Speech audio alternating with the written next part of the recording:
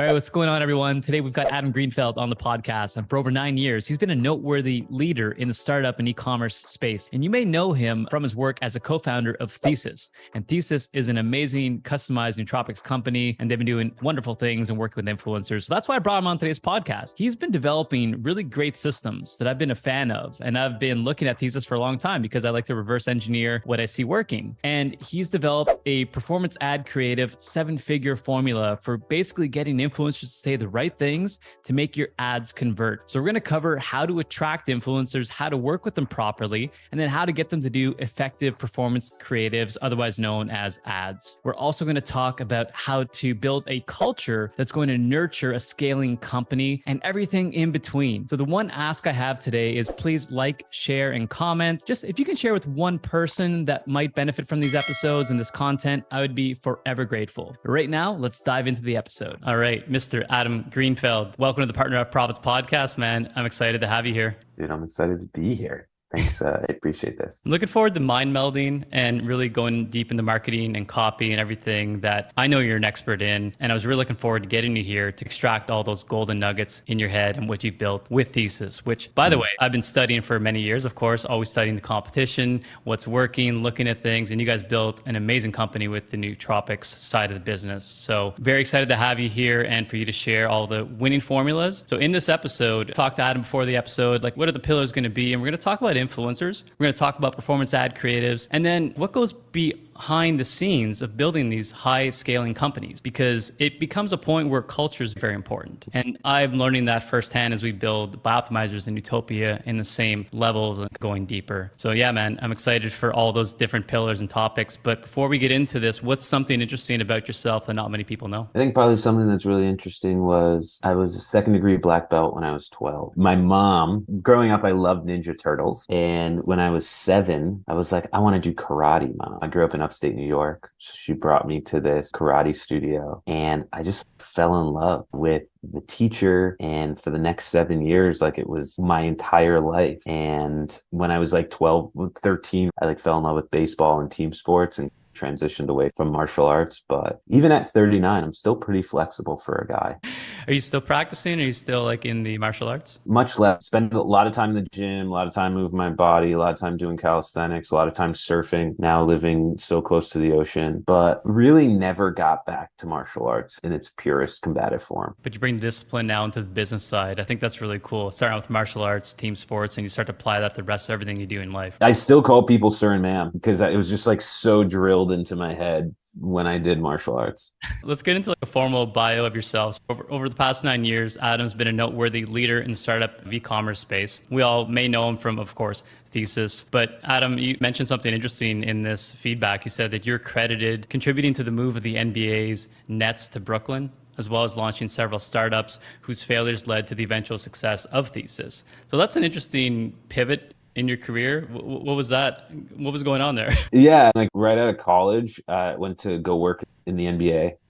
I was a big sports fan growing up, and my dream job was to have a really sexy business card, and my favorite team was the Nets. And so this is when we were still in New Jersey, and I worked for the Nets all of my 20s in the front office, and then was a big part of moving the Nets to Brooklyn, to opening Barclays Center, to moving the Islanders over to Barclays Center, which was eventually a failure and the Islanders moved back. But yeah, I worked in like sales and marketing in pro sports all of my 20s. Man, that's crazy. How did you get into Thesis and nootropics side? Was that just mentally wanted to get more from your mind and you started going down the biohacking route, or how'd that lead you there? Yeah, there were a couple steps. When I turned 30, I left the Nets and spent 6 months backpacking around Southeast Asia, volunteering and working wherever I could. I came back with this like really deep sense after having been for so long in third world countries of the impact that I could make in the world. And so I became obsessed with this idea of doing something that made the world a better place to live in, a healthier and easier place to live in. And so then I started getting really involved in venture-backed businesses. Early stage, using what I was really good at on like the biz dev side and the growth side. Worked at a couple venture-backed businesses, started a couple venture-backed businesses. They all failed. And then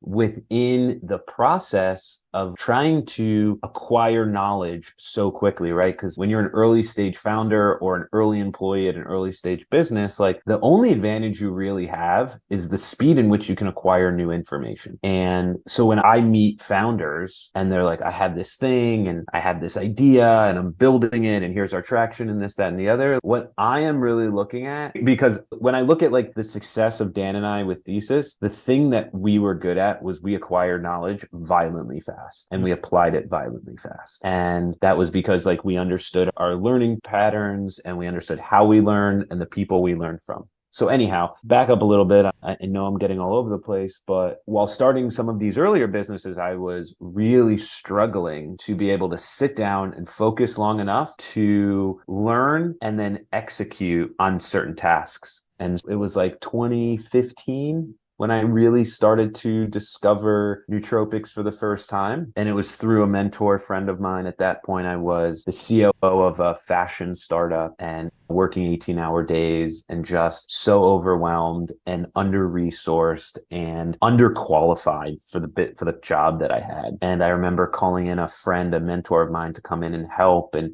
he spent a whole day with me and he was like, the real issue here is that you can't focus long enough to complete any one task. And I don't think there's a strategy problem here. I don't think there's there's a little bit of a resource problem, but not that much of a resource problem. You have a focus problem. And he gave me my first nootropic. I remember waking up the next day, taking it, and within 45 minutes feeling like I was wearing horse blinders, and tasks that normally took me 3 hours are now taking me 45 minutes. I'm able to task switch at really quick paces. I'm able to recalibrate after being distracted much faster than I had been before. Like, for example, at that point, I had 8 employees working for me and they loved the popping into my office being like, hey, got a minute? Which is like the most toxic thing for a monkey mind leader. But that's what they did. And if someone jumped into my office, it would take me like 15 minutes to recalibrate to whatever deep work I was doing. But then once I found the right nootropic, I was able to do that recalibration in 2 minutes. And so I did this simple calculation. If I'm getting 10 got-a-minute meetings a day at 15-minute recalibration, that's 150 minutes of wasted deep work. But if you take that down to 2 minutes, that's only 20 minutes of wasted recalibration time. So I literally gained back 130 minutes of my day just in got-a-minute meeting recalibration to deep work. So long story short, I was like, holy shit, the whole world needs to have these. I can only imagine what the world is going to be like, how much more efficient it's going to be, how many more miracles we're going to see, how many more people are going to be helped if I can just give people a little bit more control of their brain. And so a couple months later, I left that role and started my first nootropics company, which I ran for about a year and a half before joining Dan and starting what is now Thesis. Yeah, nootropics are a game changer. And like you said, you put the blinders on, productivity goes up, and anybody looking to monetize their minds,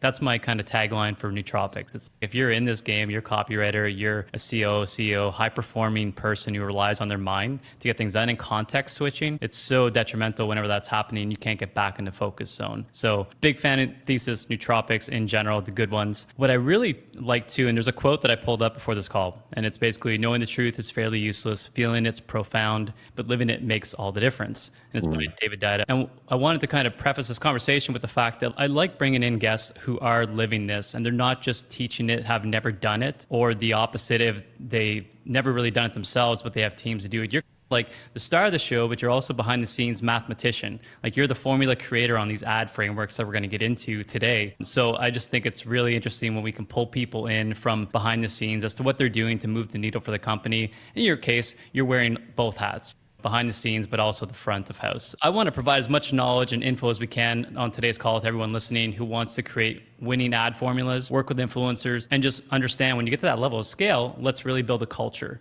And you've done all three. So let's go into the first kind of pillar, influencer marketing. We've worked with influencers quite a bit. I still think that there's so much to learn from different categories of companies and how people process and work with influencers. How have you scaled Thesis to well over 7 figures, probably 8 figures now? What was your strategy and what worked really well and what didn't with influencers in the beginning? Yeah. So I think like the biggest mistake we made, and it really wasn't a mistake, I think it was just because we weren't aware of it, is we spent way too much time on Instagram and just like doing deals on Instagram and trying to recruit Instagram only or Instagram first influencer. This is many years ago, and maybe it's changed now, and I'm not so in the weeds anymore on it. But when we changed the game was when we realized that people on YouTube's the thing. YouTube and email newsletters, and then podcasts. Podcasts we can talk about a little bit from what actually works. There's fewer of them that work, but once you find a couple that work, like it's gold, but it can be expensive to test. Anyhow, I think like the big first breakthrough we had was when we were like YouTube and focus on YouTube. It depends on how you're going to look at your influencer program. If you're looking at it as a brand marketing, like if it's sitting under brand marketing and awareness side, fine. Like that comes with a bunch of different KPIs, and then you can lean a little bit heavier into Instagram and TikTok potentially. If it's strictly a performance channel, so I want to spend $1 and make $1.50 or whatever it is, once we figured out that YouTube was the place to play. And then in terms of actually what to do on YouTube, we found a lot of success in ultra niche creators. At the beginning, I was like, oh, I need to talk to all the biohacking people, and then all the keto people, and then all of the health and wellness people, and then I was like, I need all like the study tip influencers. In reality, the influencers that worked best for us were like, we crushed with this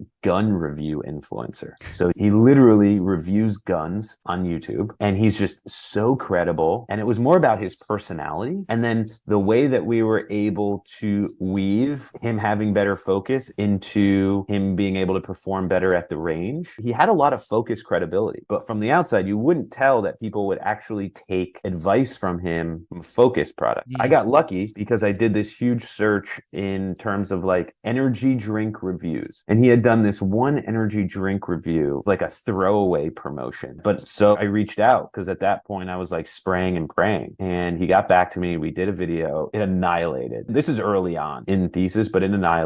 And then from there, we just fanned out. And then we were doing deals with all these like military YouTubers that were like on bases in Afghanistan, and they were crushing. All of a sudden, we're shipping dozens and dozens of product to Iraq and Afghanistan and all these US based people who were abroad. And then it fanned out from there. That's interesting. And so we went after poker players at some point. Still not that off the beaten path, but I think what you're really highlighting that a lot of people don't do it the right way, or I've seen, it's like they're going after the competitor's market as opposed to finding a harmonized, slightly different market. It's like, I think of blue light blocking glasses, okay? I want to find out who they're advertising with on a podcast because they're not selling the product, provided I'm not selling blue light blockers, but I'm selling a harmonized avatar product to the same customer. So I like that idea, and that's interesting with who you picked, and I would never even considered it. So I think that's a hot one to model. Why YouTube and why podcasts in your opinion? I have mine, but I want to hear yours as well here. Yeah, the net is like a product like nootropics is complex, right? You're putting something in your body. It's working on your brain. That's scary. And so we need to take into consideration, for us, we're always optimizing on building credibility. I think with YouTube, people are just more invested. It's a little bit longer form. The followers and listeners of YouTube and podcasts innately respect and value the opinion and thought process of these creators, which is different than if someone's funny. We've had some success with comedians as well, but if you're funny in 6 or 8 seconds, it's different than being funny in a long form, hour-long conversation or 10-minute video of being funny. So yeah, I think it just comes down to credibility, longer form, and then just people are much more willing to click a link in YouTube and podcasts than they are on Instagram for our product. You're onto something. And I always look at it as like an omni-channel halo, like how can I do a bunch of deals with the same people? So there is opportunities with Instagram or maybe TikTok, but I think what you're highlighting is that there is a more primed crowd. Podcast, you think of a podcast, somebody's listening to this for 60 minutes maybe. That's a long-term investment. So they're going to take this feedback to the biggest degree possible. YouTube as well, it's a learning platform. It's a credibility platform, but there's also who's on these devices when they're watching these videos. If I'm on Instagram, I'm probably scrolling through mindlessly with my thumb, and a story pops pops up and it's gone within 24 hours, yet I had to pay the same CPM rate that I did maybe for a YouTuber. I like YouTube because of the long tail effect, specifically if they're building videos that are lasting and it's not like dynamic placements. So I think specifying like the ads we're talking about, and then we can go deeper on that, but I think most people would be aware of it. Like dynamic placements, they don't live on, and it's like an ad over top of a video versus a baked in, what I call baked in, ad in a video that lives for long periods of time. And provided that person doesn't get canceled or deletes their videos, that video is going to make you and possibly them money for a long time. So with regards to making money, how did you guys attract people in the beginning? Because people don't know or trust you yet with regards to influencers. And I know what it's like. You have to go pay to play a lot of times, but how did you evolve and what kind of deals were you doing? Was it a lot of rev share, split deals, or just pay to play and you guys scaled on the back end with the creative? Yeah, I mean, it was a lot of heavy lifting on my side. I like doing BD. Like, I enjoy getting on the phone with people and learning about them and asking about them and investing in who they are, at least for the 30 or 45 minutes I'm on the phone with them. And then I enrolled them in the vision. It was like, we were doing this thing to make the world an easier and more high fidelity experience for people. And I think when me, the founder, got on the phone, and before I talked business, I like in detail laid out how the world that I want to raise my kids in and what that looks like and what that feels like. And then how I spend every single day manifesting that for everyone in this business. I think it creates a little bit of a bond. Then it's just like old school sales tactics, right? Ask more questions. Let them talk more than you talk. You know, ask them what their motivation is. Like, why are they doing this? What do they want to get out of it? Then I would present next steps, which would be a nice way of being like, here's what I want you to do for me, in direct relation to what they just told me lights them up and what they want. And if someone came back to me and was like, I just want to meet new people and I just want to experiment with new things. Okay, great. So that's what I deliver to them. For me, this is like a pure money thing. And I did my YouTube to create ad revenue, and here's my great. And so then I assess it like that. And so we were very cash strapped at the beginning, much less cash strapped now, but I had to do a bunch of rev share deals. And then once I really wanted to play on YouTube, we had to pay to play. I just created as much of a predictive model as I could. And obviously the preliminary stuff is going to be like, what's their CPM? And can I do a half upfront and then half rev share? And then what I was also doing was I was basically taking whatever my Facebook CPA was, and I was like reducing it $5 or $6, and I was offering it to them as the affiliate number or like the payout, right? Because I'm technically saving money versus Facebook, but I'm also giving them a lot more than the 20 or 30% or whatever. So for some special people, that worked really well. We ended up doing a couple deals with influencers where it was just like a specific number up front, which was very generous for them, but for us was still beating our Facebook number. And some of those guys were seeing 15, 20K checks a month. I like that. I never thought of it that way, which is basically taking like your cost per acquisition of a customer on a different platform and offering it on a CPM basis back to an affiliate, which might be way more than just like 10, 15%, whatever the rev share commission might typically be. But one thing is like teaching them, because we've had affiliates that are still making six-figure cash checks coming in on an annual basis from a video from like 4 years ago. So those is like case studies. Be like, hey, this is the playbook they used.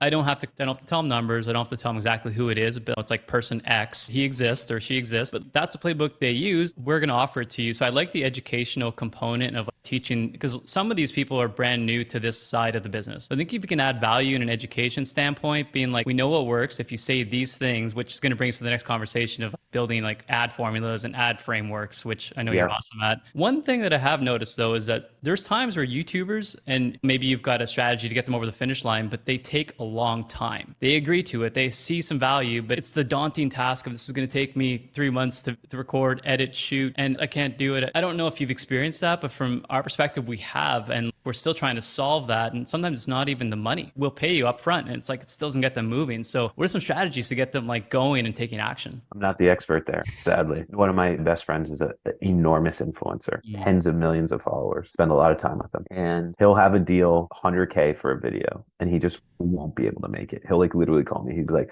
hey, can you just sit with me while I do this thing? There's a blockage. And like, I have it too. It just lives in different places where there's just like moments I have like this thing, this resistance. A lot of times it's like when I have to pay my taxes or I just don't want to do it. And I know it means a lot of money one way or another, but there's something in my brain, and we all have that person that we call. For me, it's like calling my mom. I'm like, Mom, I don't want to do this. And okay, honey, let's break it down. What's the first thing you can do? And yeah, we had the exact same thing. Again, doing influencer stuff as the co-founder of a business, it's like one of 55 things I have to do. And so when someone was dragging their feet making the thing, it was just like, I just couldn't prioritize it. And so I never really invested a lot of time in thinking about it. And maybe async or off this, you and I can dive in and figure out maybe some strategies. But yeah, it's a toughie. I just don't have a good answer. Fair enough. I think it's all interpretive. Every time you're dealing with a new deal, new partner, it's going to motivate them. Like you said, ask questions, see what they value, see what they want. Maybe there's a signing bonus. Maybe there's a completion bonus. Get it done in like a month and you get X amount over that one flat payout we're going to give you. It's interesting. I think that you mentioned you're 39, I'm 37, getting gray in the muzzle, long in the tooth. And literally, I don't want to do my to-do list anymore. And I'm just more resentful as things build up. I honestly think it's like age. I just don't want to do as many things anymore. I want to do things I love to do, which I try to, like, as you would, anybody smart does. It's like you want to eliminate all the crap that you don't want to do. But yeah, I hear you. And usually the arguments go back to, you said your mom, it's just, I argue with myself most of the time.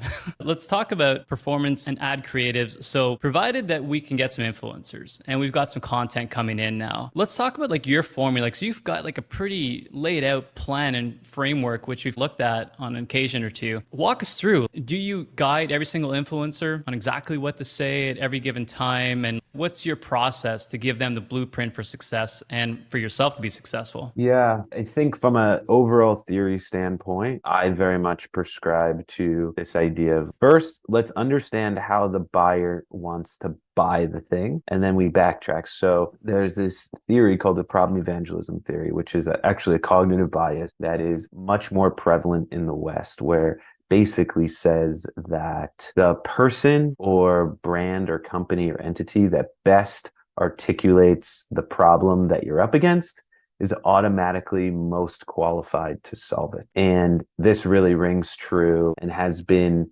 used in like direct marketing since the 30s, right? If you look at like all like the old headline writing and all the newsstand kind of stuff, and you really break it down, it really goes into like first evangelizing the problem. And what that does from the person who's watching or consuming the piece of content, the goal is to be like, this person really understands what I'm up against in life. This person really understands what my plight is. And the way that the human brain works is that we automatically, subconsciously associate the articulation of the problem as being the best person to solve it. This was heavily leveraged in the early 2000s during the SaaS boom in Silicon Valley. If you looked at a lot of the early, like very high growth internet companies, when they launched, they would just tell everyone how messed up their current process and system is. And then they would just say, and so we fixed it. And they realized that people didn't really care about how the widget was built or what was in the widget. What they really cared about was that the brand knew what was wrong. And then they just wanted to know that they fixed it and they were willing to give it a try, especially if it was relatively low risk or something with money back guarantee or whatever. And so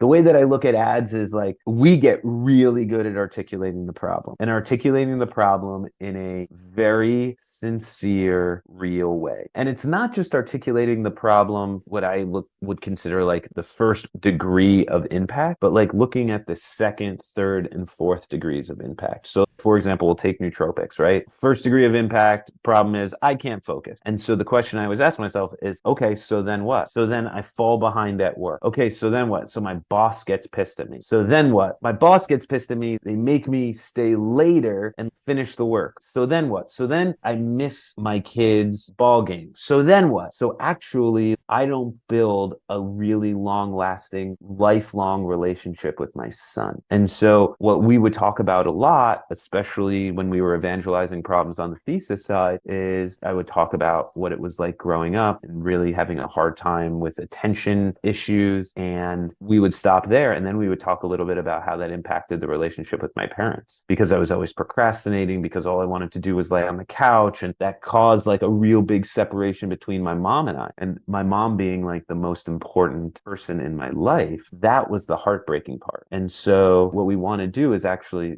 we sold nootropics against building a better relationship with your mom. And so like really understanding what someone's going through and think about it. And now I use ChatGPT for this, literally prompt ChatGPT. I'll give ChatGPT all the first order problems, and then I'll give them an example of what other places in their life that having this problem could impact. And then I'll let ChatGPT just develop a bunch of stories and scenarios. And then I would take those and I'll work with UGC creators and I'll help unfold in their life where having a focus deficiency or having an energy deficiency or having an overpropensity to procrastinate or avoid things, where this impacts them. And I'll allow them to use. So basically getting back to like a repeatable structure of an ad, a hook, but hopefully a hook that really evangelizes a problem, then a problem statement, which gets into the second and third order impacts of the problem, a very simple solution. And you're seeing this a lot now where it's, and then I found this thing and it changed my life, and that's fine. But we also need to make sure that it's coming across like super sincere. I think like people have a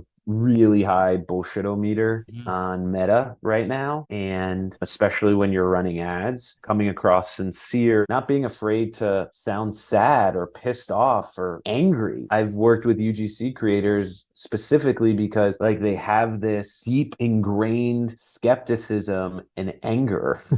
And that resonates really well with people. You don't always have to be so happy. Okay, so moving forward, going back, hook with a problem statement, evangelizing the problem, breaking it down, simple solution. Then there's a bunch of other, call them modules or things that we hit. And then what we'll do in post is move them around to figure out how to optimize the ads. So generally it's features. So we'll record 3 to 5 features and then we'll sub them in and out. We like to do an authentic testimonial. So we'll film like, hey, it's not just me, but a friend of mine took this product before and this is what they told me about it. Or we've done, hey, here's what celebrities have said about this product. Literally have the UGC actor read that. We revisit the solution. So towards the end of the ad, it'll be like, I had this problem. I found this product. Here's why I love the product. Here's what other people said about the product. And that could also be like, and they have 10,000 5-star reviews on Google or whatever it is. And then we'll revisit the solution and it'll go back. And now here are all the places in my life that have been fixed because of it. What we're also seeing now, I'm starting to put into ads, is negative. So to increase the credibility, like it's a statement that basically says, this may not be for you if. This works really well with some of these hydration companies where they'll be like,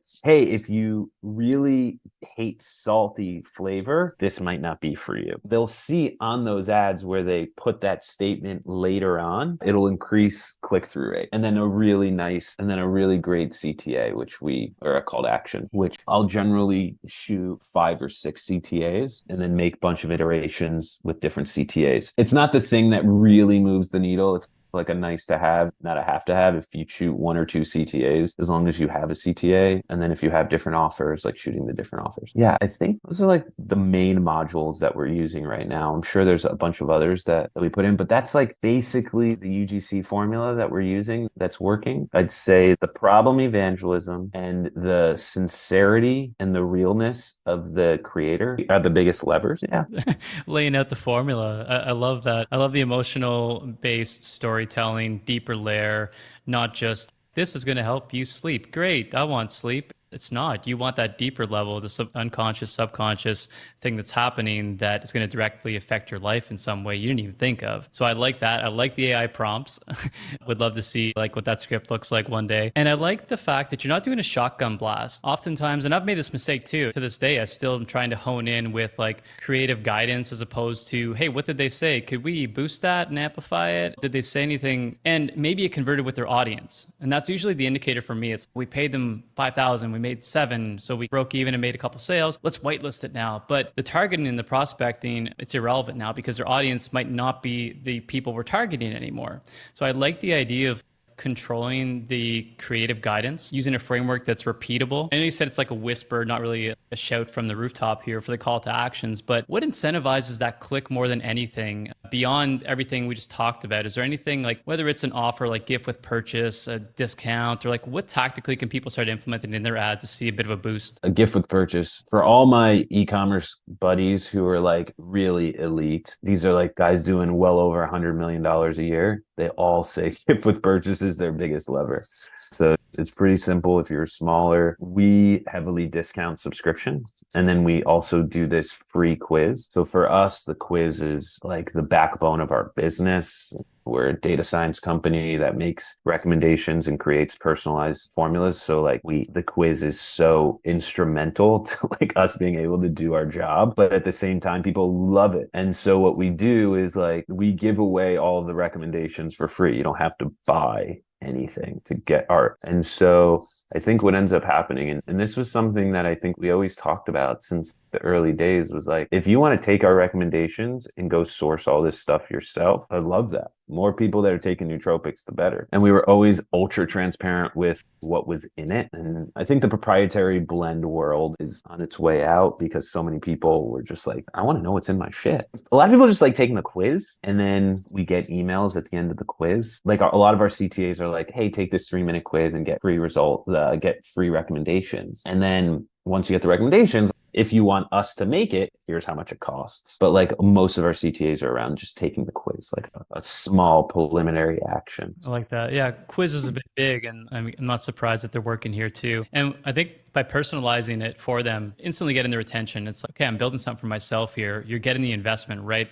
out of the gate in a lot of ways. So yeah, I think that's super exciting. Just everything you mentioned, I'm just digesting it, and I want to go deeper, but I want to be mindful of time too. And I want to move into like, how big is Thesis? What has changed culturally as you started from maybe a team of 2, 3, 4, 5 to wherever you're at now, and how important it is to nurture? And I think starting with the end in mind of the culture, like where do you want to be? How are people feeling? What's the mission? Similar to how you're selling partners, you have to sell like that team mentality. So what's been your experience, and how are you guys like adapting and evolving it? Yeah. So Thesis is doing great. We just raised a Series A from some really incredible investors who know the space and care about the space and have like deep e-com and retail experience. So the business is doing good that way. The team is ever growing. I am no longer running the business day in, day out. It got to a point where transparently, I'm really good early stage when we're like maybe 2 to maybe 25 or 30 employees. But once we got past that, it was time for me to hand off the reins to my co-founder, Dan, who is such an exquisite CEO and so smart and hands down the most impressive e-com operator and nootropics formulator that I've ever come across in all my years. So the business under his full-time leadership is crushing. Okay.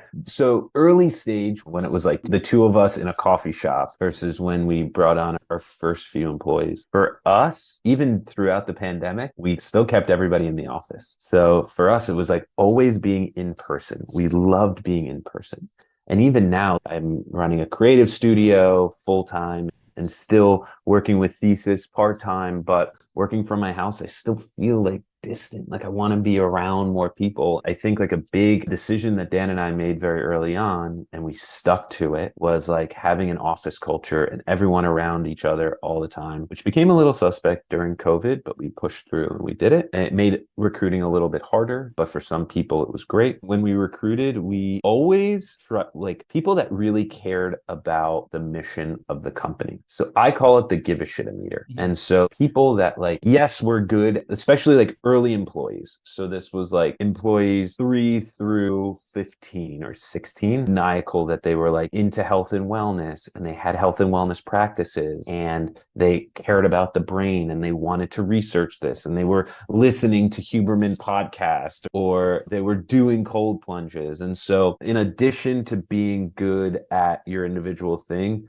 you also lived and breathed the problem that we were trying to solve. And then as a company, we heavily invested in the growth and development of our people. And so that meant basically like on the last interview, I would sit with them and I would be like, hey, listen, my only goal is that you leave this company a better version of yourself than you showed up. And I would literally ask them like, what do you want to get better at in the office and out of the office? And so we had goals. We had thesis goals, and then we had out of the office goals. Thesis goals might be, I need to write 6 new landing pages, or I need to sign up 4 new partners, or whatever that is. Or I need to structure a new trial for our new formulation, or I need to source new for our engineers. We need to write code when we were redesigning the website. But then for every week, people also had out of the office goals, meaning I want to journal 5 times this week. I want to finish this book I've been working on for 6 months. I want to go to the gym 4 times. I want to research a retreat and so each time we did updates, so we had stand-ups, you would report on both goals. And we were responsible as teammates of keeping you compliant to your thesis goals and keeping you compliant to your out of office goals. I remember getting calls. We had hired a head of operations, this rock star, really good guy. He's from this big company. We loved him. He was our number one choice, and he came, and in the final interview, we met his wife. We all had dinner together. He brought his wife into the city. He was living out of the city at the time. And so we met his wife. So his wife had our contact information. 5 months later, I get a text from his wife. What did you do with my husband? I've been trying to get this guy for 10 years to eat healthier, to go to the sauna. I've been begging him to have a cold plunge at our house. He works with you for 4 months. This guy eats better than me. He trains more than me. Everyone at the company had an Oura ring. He bought a sauna. He bought a cold plunge. He's doing it every day because the goal was always to grow Thesis and was to grow the individual. And my goal was always the only goal I ever had, because Thesis can go belly up, but I need you to leave this place, leave every interaction with me, a better, more evolved version of yourself. This is downstream of a teaching that I got from one of my main teachers, one of my main mentors, a guy named Eitan Yardeni, based in New York. And he's an incredible guy, but he always used to say, you can't make someone happy at work. Happiness at work should not be the goal. It's too subjective. There's too many confounding factors to happiness. There's too many things. What you can do is you can make someone excited to be at work. And if you take an excited person, and excited is very easy. Either you are not binary, either you are not excited or you are excited, right? It's very easy to say when I am excited and when I am not excited. But so if you ask an excited person if they're happy, 95% of excited people are going to say I'm also happy, rather than being like trying to figure. So optimizing for excitement was lesson 2, was what's the formula that goes into creating excitement? And there's 2 very specific inputs that creates excitement for work. Input 1 is, are you doing something that has an impact greater than you? So it could be, are you doing something that has like an impact on the world? But it could also be,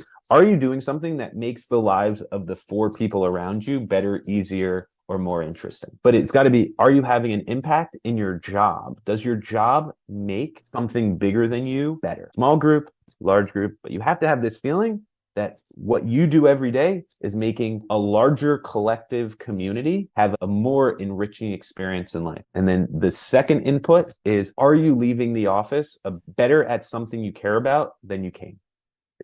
Better version. So it was impact and growth.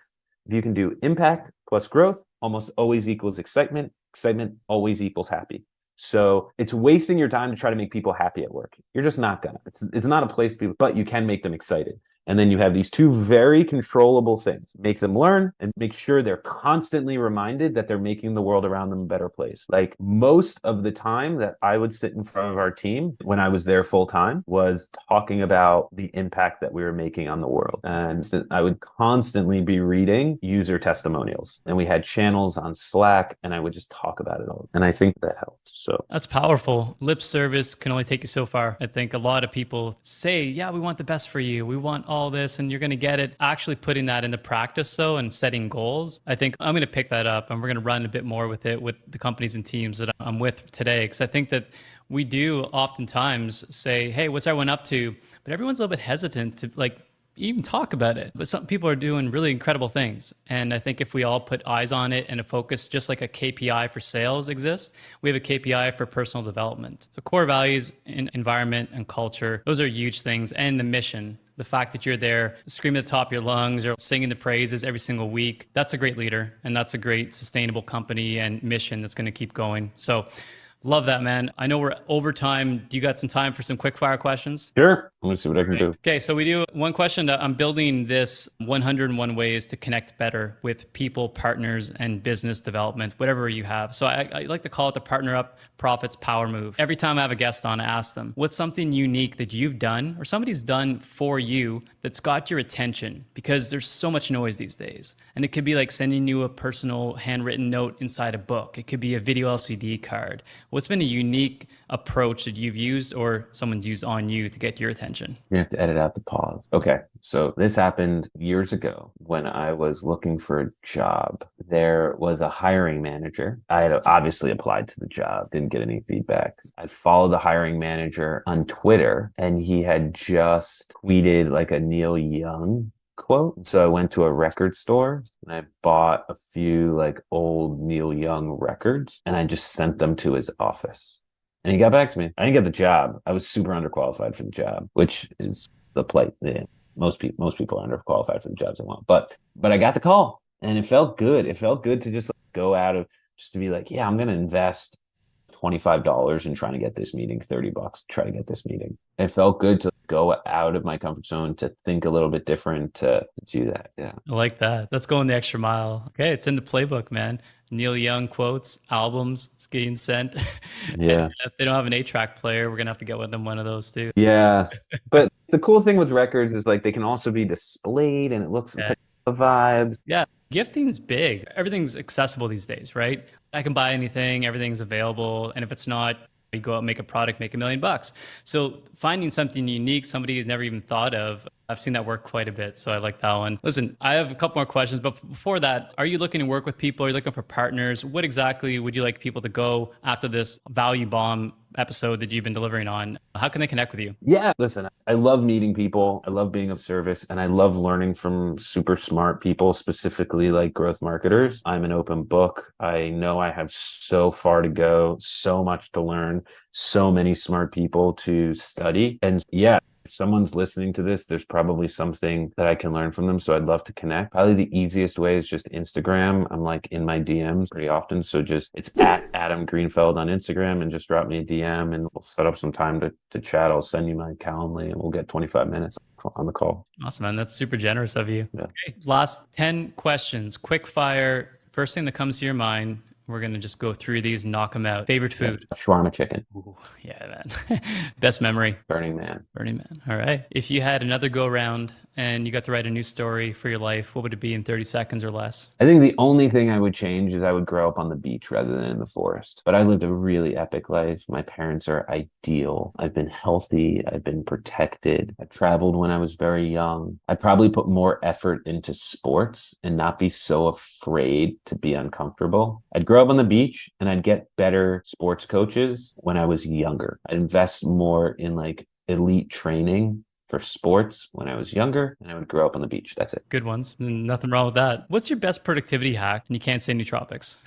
Got it. Yeah. Phone out of the room. It's a good relationship. Phone out of the room for me is like such a game changer. And then I've also been to increase deep sleep. I've been doing, I don't know if Calm, it's like this binaural beats app. It's like basically a 20-minute meditation. It ends up being a 20-minute nap because it brings you down into this really low theta state. I do that at 4 or 5 o'clock. And now I'm able to work like 2 more hours in the evening where my brain used to really start dying around 5:36. If I Calm for 20 minutes, I can work generally till 7:38 and be like really high productivity. Interesting. You just made them a sale because I'll be getting one as long as it's making me more productive in the day. Yeah, it's an app, binaural beats. You lay down, you play it. It's awesome. Cool. This is usually a bit of a trick question, but I'm going to ask it in a different way. You obviously don't want to retire in the traditional sense, but what are you doing in like your older years when people would typically go into the retirement zone? What do you want to keep doing? What are you passionate about in later in life? If I really ask myself that question, it's surf as much as I can. The days that I'm in the ocean surfing, I'm so happy. This is the destination. I truly feel that way. And so as I get older, like designing my life to have like larger swaths of time, 2 hours, 3 hours, a little bit more often to be in the ocean surfing, and then just having the setup. So like maybe a house that's a little bit closer. So now I still have to drive a little bit to get to the beach, like slowly getting closer. So maybe one day I just walk out and it's at a break. And then I can't wait to get married. I can't wait to have children and yeah, just be a dad and be a grandpa and continue to study and learn deep ancient spiritualities and surf and move my body. Man, talking the dream. That's awesome. I love that vision. I know you're a big learner, like most high entrepreneur performers are. What's been a book that's changed your life, business or personal? The last one that I read that just completely shifted my paradigm on stuff was Many Lives, Many Masters by Brian Weiss, spiritual book about past lives. But I think like for me, a lot of productivity, I think, is stopped because of the over indexing on stress. And so when I look at business stuff, it's like a lot of what I'm doing now is like being hyper aware of and controlling stress. And one thing that you can do to control stress is to get a really healthy paradigm on actually how important shit is, which is not that important. And reading a book like Many Lives, Many Masters and feeling like from a medical perspective, like the fact that we've been here before and we will come back. And yeah, it's important, but not that important. We put so much importance and stress and on making everything perfect because we only think we have one chance, and if we fuck up this one chance, it's all over. I think having a really healthy perspective on like how big we are. I love pondering the size of the universe and seeing like these videos where you like really get to see like how tiny Earth is and how tiny we are and like how important all these things are that like keep us up at night really are. They're just not. It's interesting conditioning for sure, the human like behavior where everything is showstopper when it's not. I think you and I have that in common. I'm very much intrigued by the universe and everything that I haven't even been able to think through yet. So I'm going to pick up the book. I love paradigm shifts. One sentence or less, what do you want to be remembered for? Making people feel home. I want people that interact with me to really feel like home. I want to feel home. I want to like comfortable and seen and heard and enriched and motivated. Yeah, I did this. I did the Hoffman process, which is like a 7-day retreat in Northern California that's been going on for 50 years and really profound 7 day self-development training. And one thing that they really give you a lot of time to think through is this question, like, how do you want to be remembered? What do you want people to say at your funeral? Stuff like that. And for me, that's what came up. I want to be like that safety for people. I want to be that place where people feel that they can safely be vulnerable with me, and I'll sit with them and I'll listen. I don't need to talk all the time. I know I talked a lot now, but I really enjoy the moments where, I can be something presence for someone that allows them to dig deeper into their mind and to really explore how they feel and how they think about a situation that they previously haven't felt safe to ponder and think. That's huge because it's priceless too, right? You're giving something that people can't always even obtain by paying somebody to do that. That's a big one. And you're giving a lot of homework on this call. So I'm excited. Book reading, Hoffman process. I love all these development things. Thanks for sharing. Now, what's one skill? You talked about being a dad and like having kids. And it could be like, if you're thinking of your future kids, what's one skill you'd recommend everyone start to develop as early as possible to be more successful and impactful in life? I think the one thing that I am spending the most time trying to develop, and I think it's also the thing that has the biggest impact and people around me notice the most, is just listening and being like this calming presence and just being there and not constantly. And this is like a big difference between me living in Los Angeles and then the 15 years I lived in New York. Is when I was in New York, like I had something scheduled every 30 minutes. And so from the moment I would sit down with someone, I was already thinking about where I had to go to next. And then once I moved to California, I had more time. I had more space. I would plan things in 2 to 3 hour swaths rather than in 30-minute swaths. And so when I think about the type of father I want to be, I envision myself as just being someone who's there and listening and completely non-judgmental. Listen, I don't know anything about being a father yet. I'm excited to. I don't know anything. I have zero experience. I have zero credibility on this. But what I want to do is I want to be someone who's my child comes to me and says, I want to try this asinine thing. And I ask them why. And if they can give me like I'm like, let's do it. I don't even care what it is. My son wants to wear dresses or my daughter wants to play football, whatever gender bending incredibleness, I am like effing there for it. And then just allow them the way that my parents just allowed me. They had such a long leash on me growing up. Like they really allowed me to explore anything that I wanted to do things. I had a phase when I was really young where I like wanted to curse all the time. And they were like, yeah, express yourself. That was really cool. I was like the only kid in town that could curse in front of his parent. And I knew I had a long leash, but because I was able to express myself in that way and feel safe, like I never did any of the dangerous stuff. I never got arrested, never broke the law. I probably everyone breaks the law, but I wasn't like actively revolting because I knew I had that long leash and I knew that they accepted me for whatever version of me. So I didn't need to like actively act out to try and upset them to get their attention because I knew they loved me. And they accepted me for whoever I was. And I want to be that parent to my kids. That's powerful. And just from a father's perspective now, like I want to be that too. I think creating space, creating curiosity-based elements as opposed to judgmental reactions.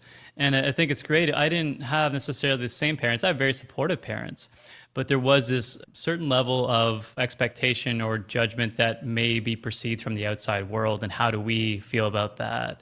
So I want to go the opposite route, but you already have the wiring now, I guess, to do that. So being a great leader already, being a great mission-based company owner / whatever you're doing now, I think that does make you a great father too. It's all the same type of elements as people leading teams, people wanting the best for them. So love that. If we're meeting up in a day from today, what are we celebrating? What are you working at that next year? It's like, I got to get that done and I'm going to just be popping the champagne or whatever it is, a nootropics drink.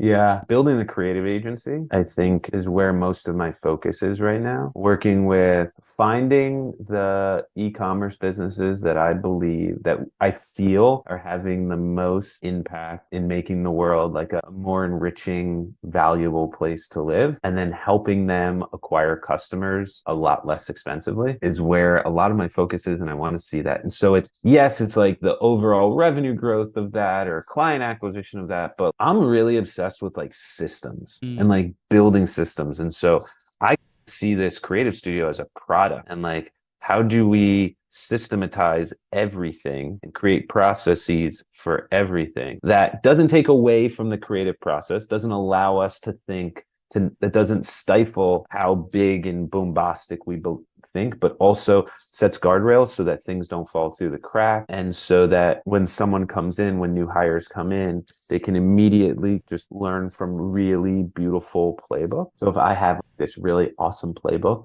a year from now, that I think we can celebrate over a non-alcoholic drink. Love that. I love playbooks. I love systems too, by the way. So you got my attention and I'll be the first one in line for that.